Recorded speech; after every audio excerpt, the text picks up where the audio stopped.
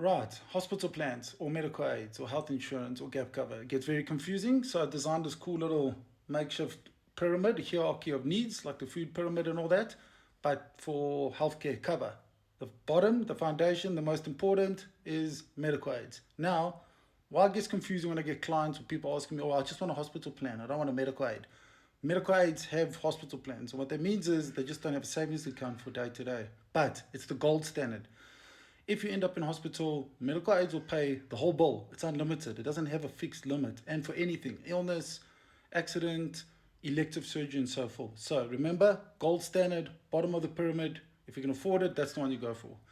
Then you get, and I'm trying to move my head so you can see the others, then you get health insurance, hospital plans, low cost health insurance, primary healthcare insurance, hospital cash plans.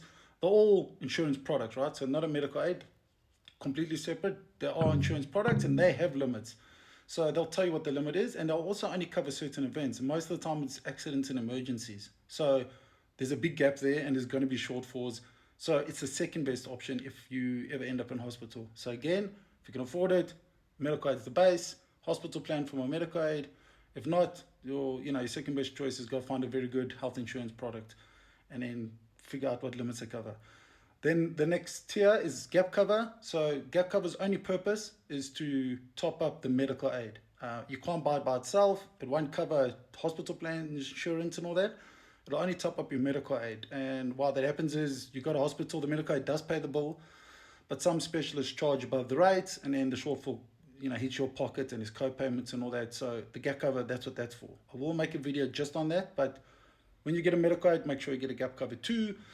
And then the other tier is day-to-day savings. So when you buy medical aid, it'll cover everything, all the serious stuff, cancer, car accidents, illnesses, whatever you need to go to hospital for. But if you want to go see doctors, you want to get new glasses, you visit the dentist, it's called day-to-day. So you take a medical savings account with your hospital plan on medical aid, and it'll cover that. And then right at the top is a bonus. Those hospital cash plans I referred to earlier, like they work that every day you're in hospital, they give you a set amount per day, like $2,000 or $3,000. So if you're in hospital for 5 days, they'll give you $3,000 for those 5 days, right? Problem is that's all they'll give you. You just hope that it's enough. If not, you're gonna foot the bill. Whereas medical aid, they don't do that. They just straight up say, you're in hospital, all right, cool, it's unlimited, just go there, we'll look after you. So I hope that made sense. I hope that diagram also makes it easier to digest. But if you take anything away from this, medical aid is the gold standard. So just bear in mind, if you can get onto that or afford it, start there. Thanks for listening, guys.